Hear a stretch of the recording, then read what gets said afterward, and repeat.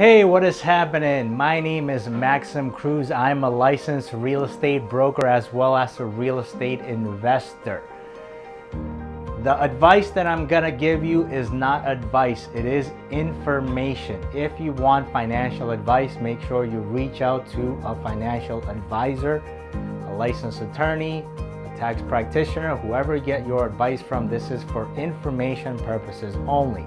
Now, associated with my real estate business, if you want help with the deal, if you want help finding a deal, if you want help selling, buying, investing, whatever it is that you want help with as far as brokering a deal goes, myself and my team, we are here to help.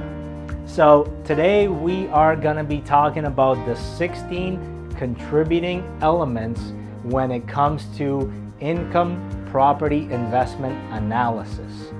So I learned this from a real estate coach, Chip Myers. He has a book. I'll put a link to his book here, which you can get.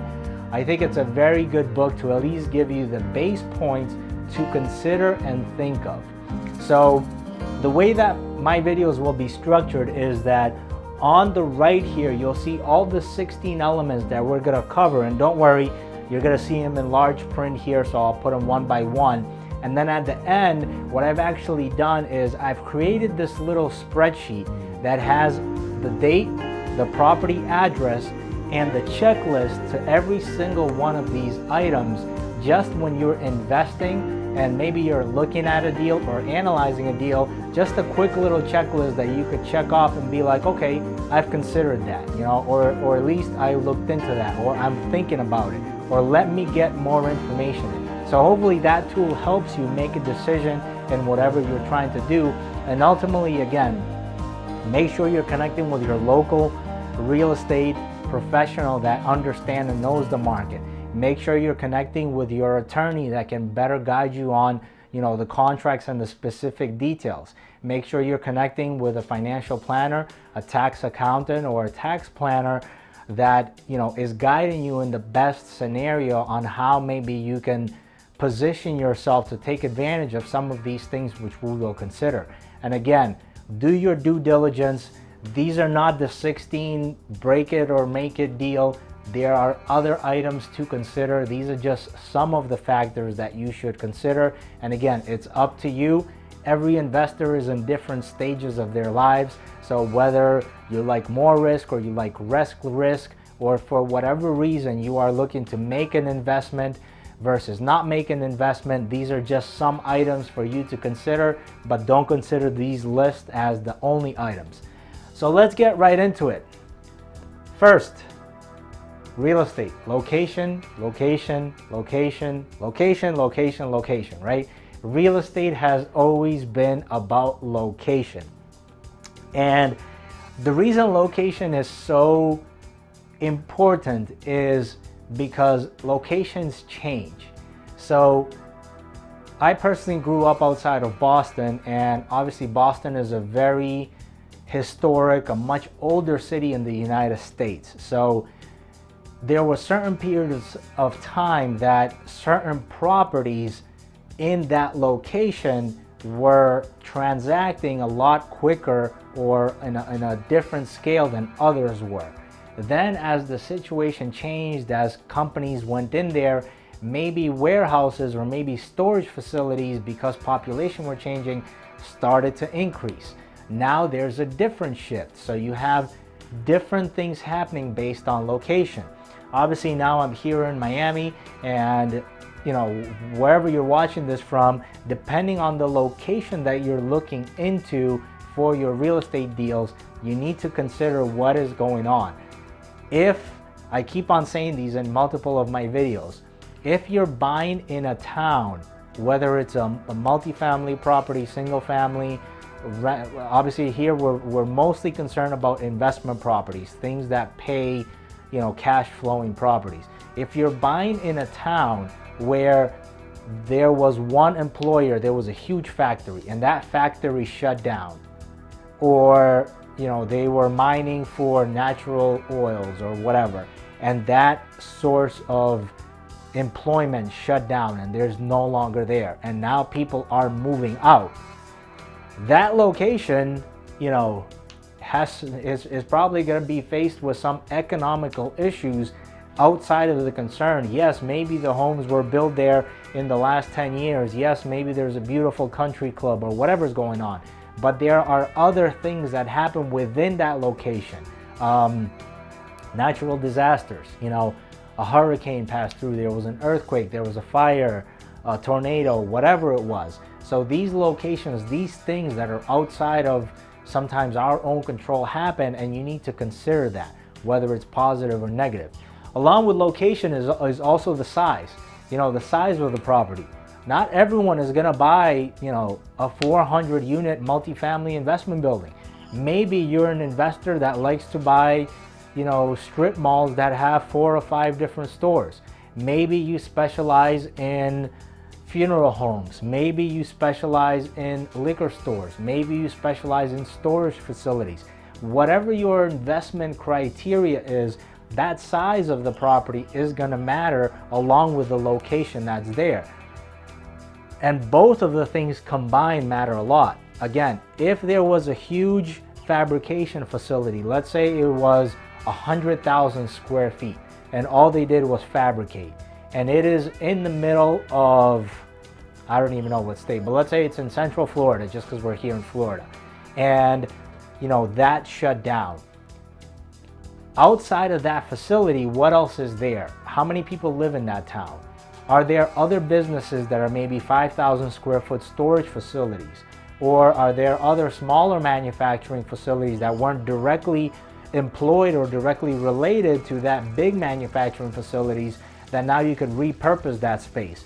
Or is that the only 100,000 square foot facility in the, you know, 500-mile vicinity? If that's the case and you're buying that facility, you better know what is going in there, because if you just bought a 100,000 square foot building in the middle of a population size that's 10,000 people and there's nothing else going on there, well, you know, you better know who's going to occupy that building, unless you have Amazon signing a contract with you for the next 30 years to use that as a distribution center.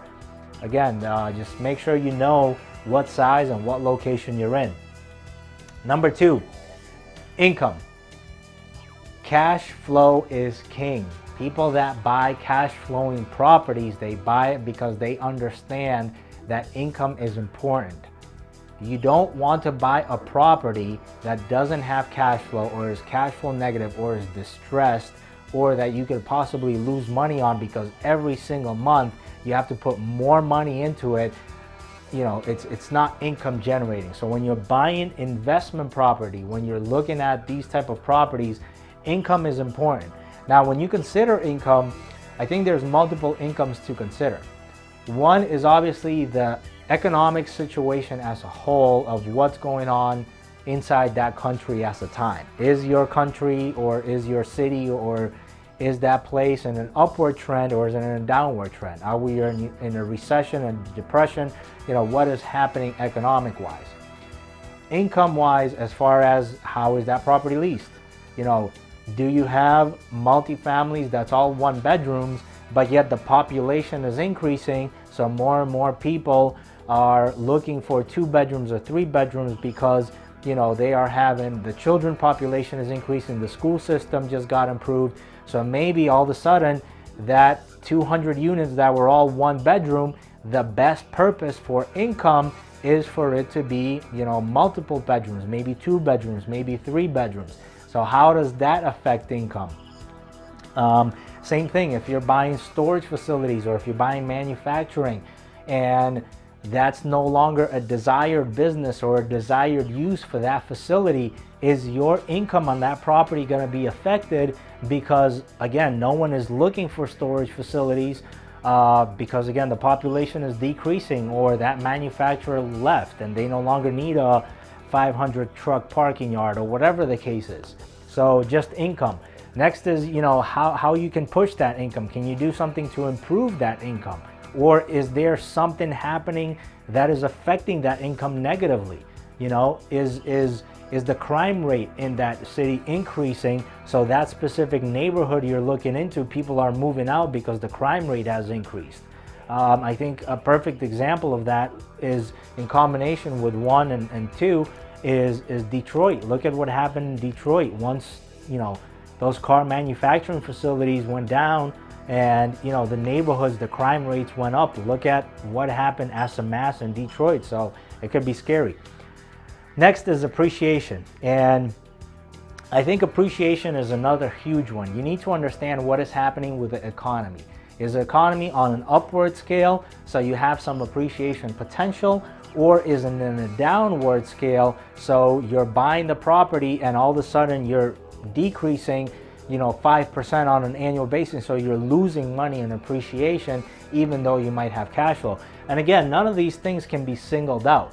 Maybe you are buying a property because things are in a downward spiral, but you're just getting such a good deal. The income is strong, you know, the population is strong, the tenants have been there for a long time. Some of them, you know, have good job security. Whatever the case is, maybe that property looks good even though, you know, the economy is going downhill and it's actually depreciating versus not appreciating.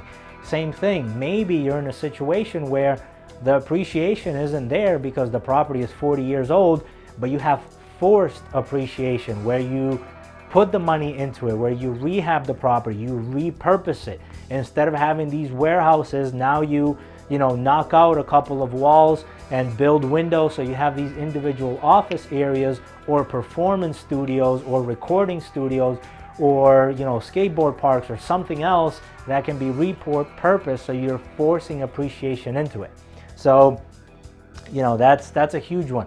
Also, it's important to connect with your local real estate professionals on appreciation, because they are the ones that can tell you. They have the data and they can tell you, hey, this is what's happening with the market. This is how many units have been sold. This is how many units are coming in. This is our, you know, 10-month supply, 12-month supply, whatever the case is. And this is the trend on if you were to buy today, and we're on this upward trend of 3% appreciation. You know, if you did that over 5 years, your property would appreciate 15%. So, you know, looking at these trends, some of this information you can't get off the internet. You need to connect with the professionals in your area. Expenses. Expenses are always tough. And again, there's a list of expenses for you to consider. I'll go ahead and provide that list as well with your sheet. Again, there are maybe hundreds of expenses that sometimes you overlook. So it's important to at least have a baseline of it's like, you know, real estate taxes, property maintenance, you know, your roof, what other type of maintenance? Do you have pest control? If you're in an office situation, do you have, I don't know, for example, if you own restaurants, if you lease out to the restaurants, obviously those restaurants need to do their cleaning for their exhaust hoods or whatever, but is that in your contract? Do you have a contingency plan where if they don't clean it, you force that in there and there's a fee for it and you're planning for that fee and for that recovery? So depending what property type you're buying and what class of property you're buying, you need to know what expenses are associated with it. And some of the lower items that we'll get into later on is closing costs, but again, some people look at that as a one-time expense versus some of it carry through, you know, your closing costs when you buy and also your closing costs when you sell. So we'll get a little bit more deep into that on that item, but expenses are important. The price. The price on the property is obviously very important. You need to know if you're paying the right price. Price is always driven by the market. So what do I mean by price is always driven by the market? If you, for whatever reason, have $10 million and you have nothing better to do with it, and you decide to buy a gold toilet, guess what? You probably made, in today's economy in 2019, a toilet weighs about 120 pounds. That toilet is probably worth roughly $1.5 million. So you probably lost money because you bought a $1.5 million for $10 million. So the cost is one thing, but what it's worth, if you are willing to pay $10 million for that gold toilet because Elvis sat on that gold toilet, That's the value to you. The price is driven by the market value. So what does that mean? If this building here, building A, sells for $1 million, building A right next to it sells for 1.1 million, building A right next to it sells for 900,000, building A right next to it sells for 1.1 million. Just because this building A is out here doesn't mean it is going, the market value of that building is $2 million when this one is 1.1, 900,000, 1.2.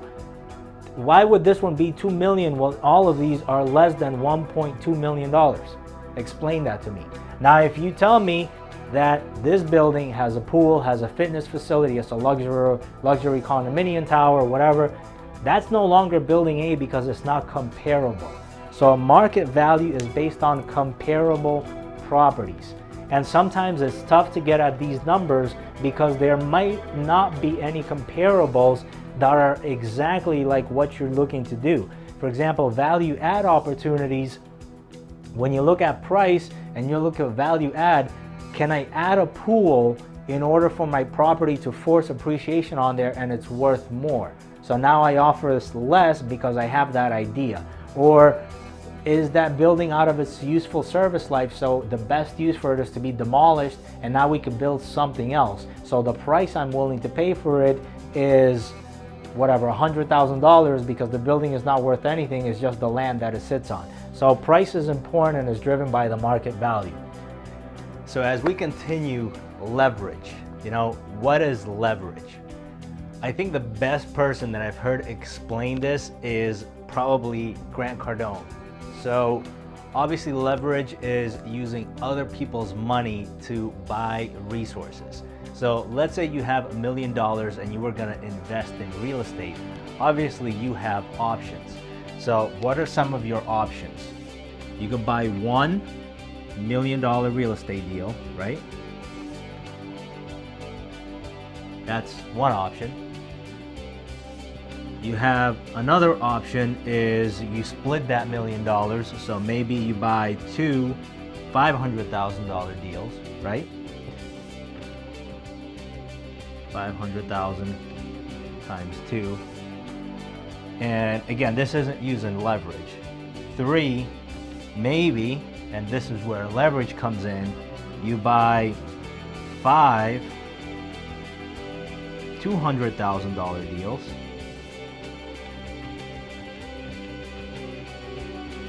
Now, you and I both know that in today's market, $200,000 isn't going to get you much. Now, check this out. Using leverage, where knowing that the bank financing can give you a loan of 80% LTV, so 80% loan to value, you have an option of taking your $1 million, investing it one time for control of $1 million property, or if you're using leverage, right? Leverage, you take this same $1 million, you leverage the bank, but you control $5 million of property, right? So that's a much better deal because essentially you're taking your $1 million and converting it into a value of $5 million. You control that asset, you control that property, right? So there's multiple ways that you could do this. You could break this up into 200,000 and go into different deals, put together different partnership where you have different equities on doing that. But essentially by leveraging this 80% loan to value, and again, depending on what you're doing, this number can change. It could be 65, it could be 75, it could be 90%. There are SBA loans that can get you 90% loan to value. Again, if you're going to be applying this as a small business. So again, this $1 million, what it allows you is to acquire more of the same thing. Obviously on this $5 million, because you're investing into something that has cash flow, something that has net operating income, now you do have debt coverage or debt expenses. You got to pay the principal and you got to pay the interest. So obviously there's some of that there. But relatively speaking, if you're investing $1 million for $100,000 of cash flow, wouldn't it be better to control $5 million worth of real estate if your cash flow was going to remain the same? Again, if this appreciates, let's say we use that whole 3% appreciation for a 5-year period. So, at the end, this $1 million becomes 1.15. What does this $5 million become? 1.15 times 5, I believe, is 6.25. So on this deal, where the value appreciated 150,000, you appreciated 1.25 million. So it's that leverage. You're leveraging that. You're leveraging your money almost 5 times. So that is truly the power of leverage. And also is just, using other people's money, making partnerships, building partnerships, just doing that. So that leads us to the next point, which is going to be the financing and the term. So the financing and the term. The reason that that's important to consider is, again, multiple scenarios. If you have financing, let's say your term is a 20-year term, or let's say you have a 10-year balloon payment term. So pretty much that means in 10 years you got to pay it back, but you're amortizing it over 30 years. That means your payment is lower even though you have balloon payments at the end. So with financing, all of a sudden now you could start to play with your income and your expenses, where let's say that your exit strategy is year 3 you're gonna refinance. Maybe for the numbers to work on your investment the first 3 years, the type of loan that you do, maybe you just do interest only. Or maybe you look at some sort of financing where, let's say year 5, you get a cash out refinance, you put in $1 million, you cash out refinance, let's say $500,000. Now you take that $500,000, invest it into the next deal. So all of a sudden you have that original property cash flow, and now you're picking up a second property. Maybe this exit strategy is at year 10. Then all of a sudden you're taking another $750 out, investing it into your second deal or your third deal, and you see how this money just keeps on rotating and rotating and becomes a big snowball. So again, the financing and the terms that are available allow for you to play. So when you put all these things together and you look at it, it's much more powerful than just looking at price or income alone. So the next one, financing principal reduction. So financing principal reduction, and this one, a lot of people don't talk about it because I think a lot of people don't understand the power of using leverage. But at the end of the day, the financing principal reduction, if you're taking a loan out for $10 million and over a 5-year holding period, you've reduced your balance, or your tenants, better off, have reduced the balance on that loan by, let's say, $1 million. All of a sudden that's extra equity that you've had on top of the income that you've produced, on top of the appreciation that has happened naturally or forced appreciation that you've done. Maybe the market is shifting and all of a sudden, you bought at a 4% cap rate, you were able to stabilize it at a 6% cap rate, everything around you are selling at an 8% cap rate. So all of a sudden, again, this is just an extra number you add in there. And the beauty of it is, it's not like you're using your money to pay off that financing principal. It's the principal that is being paid off by the income that is generated by those income producing properties. Your tenants are paying for the expenses. The ideal situation is that. The ideal situation is that you buy a building, you buy a unit, you buy something where the income is larger than the expenses. And obviously there's more factors to consider here, but again, this is another thing that's important to look into, because at the end of the day, all of the numbers that you look into, you might be projecting a 4% return or a 5% return, and then you start to add these things in there and you might be a 7% return. Obviously you want to be conservative, you want to understand, and you want to know what you're doing. So this is where a financial planner that really understands all of these terms and understand how multiple economic factors can impact the deal can really help you out.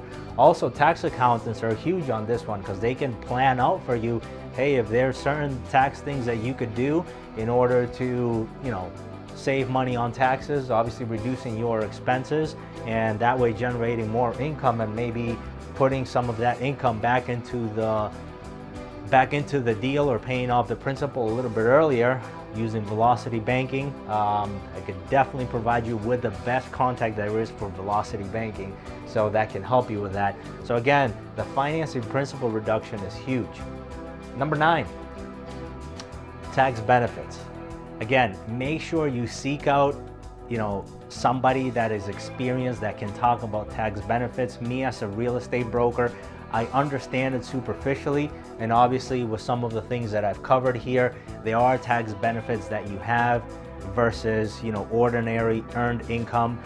So investment income is obviously taxed differently. But again, when we look at tax benefits, there are certain things. For example, the tax benefits, when we look at real estate and we look at multifamily housing, or mostly residential multifamily housing, you have a time period where the depreciation that you're claiming is 27.5 years. If you're doing, for example, an office building, it's 39 years. So the tax benefits you see for a multifamily, if you're looking at, for example, the depreciation and some of the other things that your tax planner or your tax advisor can advise you in correctly, there's tax benefits that are there. Next, we go into the tax bracket. Again, once you're buying real estate investment property, you as an investor are receiving that money. Now, obviously, talk to your accountant, talk to your professional. I don't know what your status is. I don't know if you're a corporation, an LLC, a sole proprietor. Definitely, if you're doing these type of deals, you're not buying it under your personal name or however you have it. But at the end of the day, if you have a pass-through entity, talk to your tax advisor, find out what it is. I'm not giving tax advice. I am just saying, if that is what you have, you personally have a tax bracket, and some of that income might be attached to that. So sometimes when we put all these numbers into a formula, which is a method that I'll talk about in one of my future videos, and you look at your personal tax bracket, then all of a sudden your cash on cash 15% return that you were thinking might not be looking so good because you didn't factor in, the tax bracket that you were personally in once you receive that distribution. So definitely talk to the right professional in order to understand this, but definitely understand that in all these 16 elements that you're looking at least considering, hey, how is this gonna affect me personally in the tax bracket that I'm in? Next, number 11, rent increases. Now, the best thing about rent increases is that there's just so much opportunity for this. Now, the reason I say that there's so much is because you always have to be reinventing.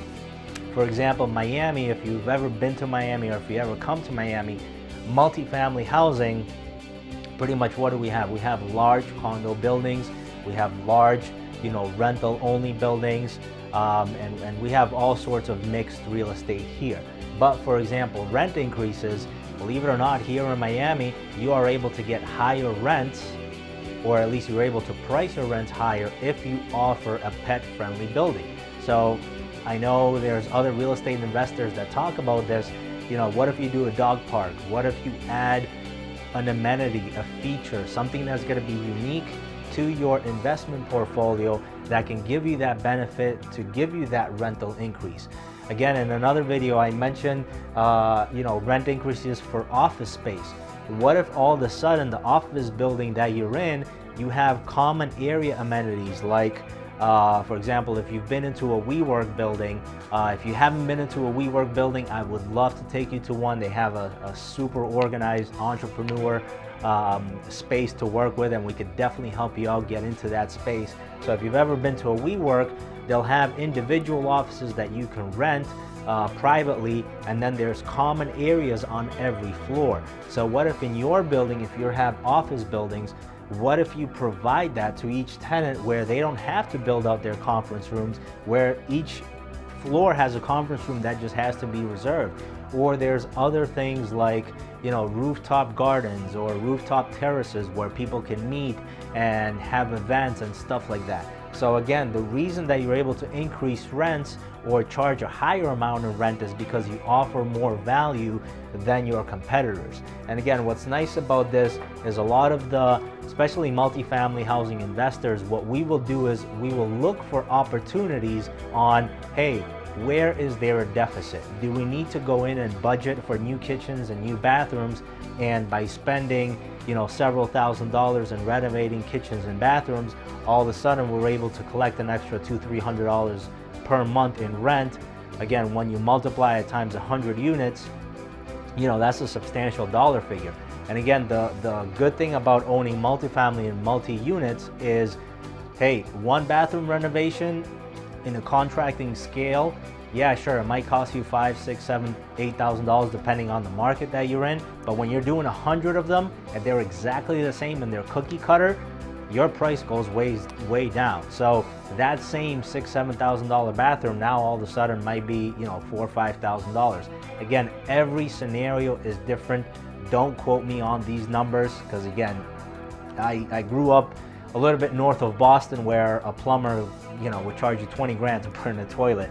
But again, I'm exaggerating a little bit, but again, the numbers are different everywhere that you live. So rent increases, you got to consider that. Next, other tax incentives. For example, here in Miami, we have opportunity zones. I'll make a whole other video talking about opportunity zones. I'm not gonna really dive deep into it, but pretty much it's, tax benefits that you could get, whether it's from a local, whether it's from a municipality, whether it's from your state, whether it's on a federal level. For example, there are some tax benefits, and if you ever looked into farmland or USDA loans, there are some benefits that type of property has. Again, if I know we had a big solar energy push, and a lot of states have now implemented mandatory solar energy. So again, there's some tax incentives on that. So again, make sure you factor in those numbers, because when you're sitting down with investors or you're sitting down with a group that is trying to put together a deal and you're saying, hey, we thought we looked at everything, but have you considered this? For example, I know growing up in the Northeast, we had certain historical benefits where you had tax advantages for a long time. For example, a 10-year tax advantage if you were able to convert a historic building into something that's now residential, multifamily, rental use. So make sure you contact local realtors, are perfect for this. Also, the SBA is a huge organization that can help you with this, and just other organizations, municipalities that are dealing on, specifically whether it's a business, whether it's multifamily housing, something that can show you some of these opportunities. They are available. You just got to find out about them. Next, reinvestment of cash flow. Again, this one is confused a little bit because, for example, when we talk about internal rate of return in the stock market, again, don't quote me here. I'm not giving any financial advice. I have to be putting it out there consistently, and I apologize, but I am a real estate professional, and because I provide valuable information, the last thing I want to do is to somehow step on the gray area and subsequently, be held liable for my licensing or whatever. So, for example, in the stock market, from what I have read, talk to a stockbroker, a licensed one that can further guide you with this. But for example, when we look at internal rate of return, that is considering whatever return you're having that you're reinvesting it. So that reinvestment of cash flow, whether you're putting it back into the initial deal that you bought, whether you're taking that cash flow and then reinvesting it into something else, have that strategy, because sometimes we get stuck looking, okay, I put $1 in, I got $1 out. So I put $1 in, I got $1 out. But sometimes we're not looking at, okay, I put $1 in, the dollar that I got out, I invested here and got 50 cents. So now that dollar made me $1.50. So again, just look at, how that's working. And again, the reinvestment of cash flow, whether you're putting it back into the deal, is going to impact the numbers on that specific deal, or whether you're now investing into something else, you are growing your money. Next, closing costs. Closing costs entail huge numbers. You know, there are some people that instead of saying expenses, obviously if you're going to do a value add where you're going to buy the property and right when you buy it, you're going to put in a pool, you got to renovate kitchens or bathrooms, you got to do the roof, you know, all those things might be calculated as a closing cost, because all of those monies you are putting up front in order to buy the property before you start receiving cash flow. So that might not necessarily be an expense. Also, for tax purposes, it changes your basis, because for example, when you do certain repairs on a building, and again, talk to your tax professional about this, I'm not giving out tax advice, but when you do certain repairs on a building, those are considered as ordinary repairs, which could be deducted as expenses. But when you are, you know, doing certain improvements, now all those are capital improvements. So now that's adjusting your basis. Talk to your tax accountant, they'll be happy to explain this to you. Again, I could refer you to my wife, who's actually a tax planner, and she can give you more information if you're looking for this. So closing costs, it's all of those extra expenses from the moment, right at the moment that you buy your building, any points, any inspection fees, attorney fees, you know, establishing a new corporation or a new LLC or a new trust or whatever you're going to do to hold the property. All of those costs have to be considered, and sometimes, believe it or not, this number is overlooked.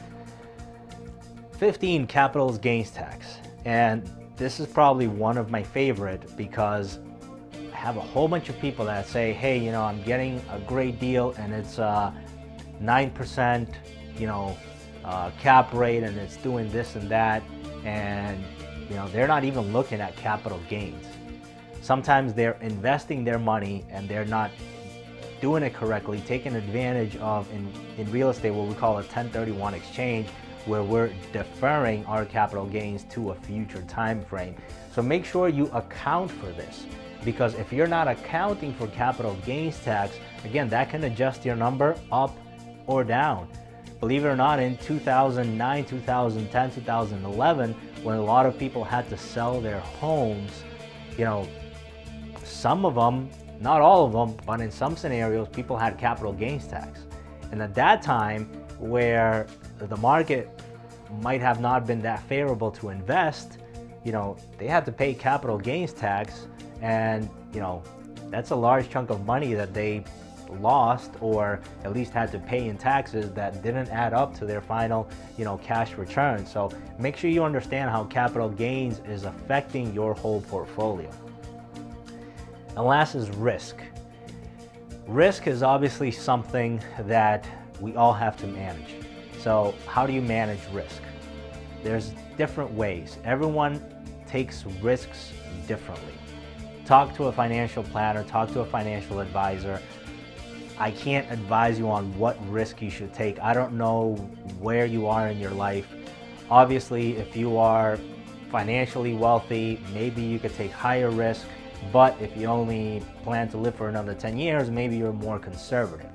Risk is something that has to be considered, and I think, again, that's where understanding things like the location, the size, the appreciation, what is happening with the demographics, what are the people doing in that area, you know, that is where you get more comfortable, and maybe you're at a lower risk investing into single family if, you know, there's a whole bunch of people that are buying single family homes. Single family homes are on demand. They're not building any new single family homes, so maybe that's the right time for you to buy 20 single home units and improve them and then sell them for, you know, a return. Obviously, we like to invest in commercial, we like to invest in multifamily. So again, we look at the risk, and probably the biggest risk that we consider is employment. If the people start losing their jobs because a large employer left that town, you know, how is that going to affect our multifamily numbers? So risk is definitely something that, you know, you try to understand all the things, you try to understand what's involved. And at the end of the day, you're the one taking the risk. It's your money. It's how you want to do it. People can advise you all day long, but at the end of the day, if you understand, and again, let's recap. If you understand the location and the size of your property, if you understand the income numbers of your property, if you understand appreciation on your property, if you understand expenses on your property, how you can manage those, how you can lower them, if you understand the price, the initial price you're paying for the property, is it market value? Are you overpaying for a property because it's so good that the cash flow, you're not going to have to worry about expenses for the next 10 years because it's so good? That might be a good scenario. Leverage, if you understand leverage, if you understand the options that are available to you, financing, the terms, if you understand the financing, if you understand, you know, the financing principal reduction on how that's going to affect some appreciation that you're going to force back into the property. If you understand the tax benefits, or at least you're aware of them. If you understand your tax bracket, or at least if you're aware of how your personal tax bracket affects some of the returns if you are taking distribution and depending how that gets passed down. If you understand rent increases and how you can do that, positive and negative, you know, you're dealing with tenants, maybe, you know, empty units for a while while you remodel it, whatever. If you understand this, if you understand other tax benefits, local things, government subsidized things, I don't know, solar panels, something that can help you. If you understand reinvestment of cash flow, do you take that money out and put it into another deal? Do you invest it into somewhere else? What do you do with that cash flow once it comes out? If you understand that, if you understand your closing cost, why is an inspection, you know, $5,000 instead of $500? Why is this attorney charging me $2,500 for X, Y, and Z? Oh, you know, this guy just charged me whatever to set up a land trust. Why is that? If you understand that, that is what we're trying to do. If you understand capital gains tax, if you just understand that you bought a property for $1 million, you sold it for $1.5 million, just simple numbers, let's say you had $500,000 of capital gains. What happens if you take that money versus if you reinvest it? If you understand that, then what it's ultimately going to do, if you at least understand the concept of all this stuff, then you can manage your risk. So the only thing that we want to do is give you kind of the 16 items, what I call the contributing elements that I personally look into, that we personally look into when we invest. Our team analyzes these deals with considering some of this stuff. Not all of these things apply all the time. Again, if we have a scenario where we can apply, you know, 10 to 12 of them out of the 16, that is pretty good. Now, if we're only looking at price and income, for example, a lot of people make it on cap rate, which is based on price and income, then what about the rest of these items? You know, what if the location is horrible? What if someone is promising you a 15% cap rate, but I don't know where it is? It's in the middle of nowhere and there's 8 people that live in that town and they only live in that building. I don't know, that might be a good scenario.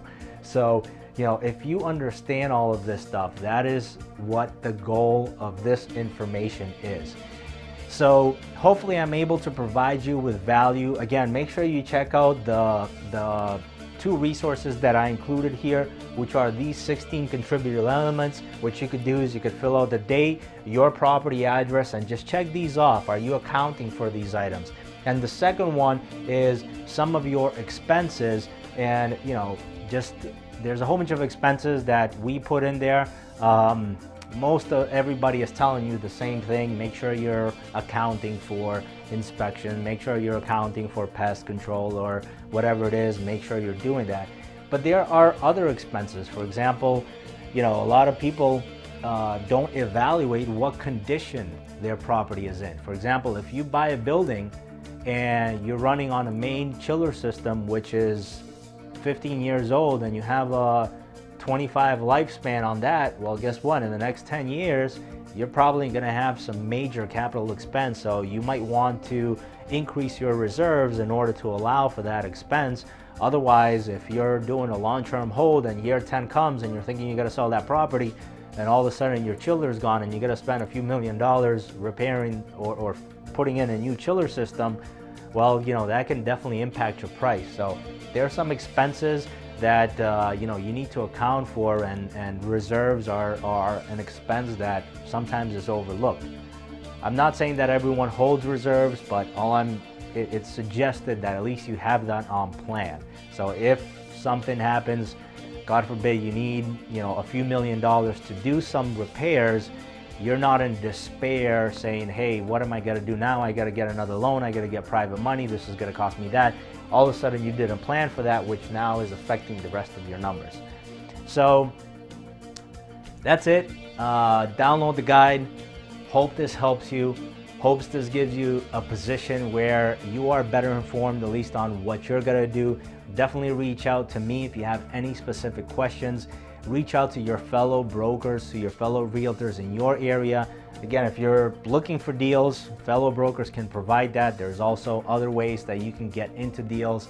Talk to your attorneys. Make sure you build a team of trusted advisors and trusted people that, you know, at least you can pop that question into where, hey, you know, what's the rent increase? The average market rent is $800. Well, this broker just sent me that they're renting the units for $900. What's going on? You know, can I increase the rent? Well, you're already at the highest that there is. So just having the team on board of certain contact people that you can contact is key. If you have any specific questions, make sure you reach out to me. I want to help you.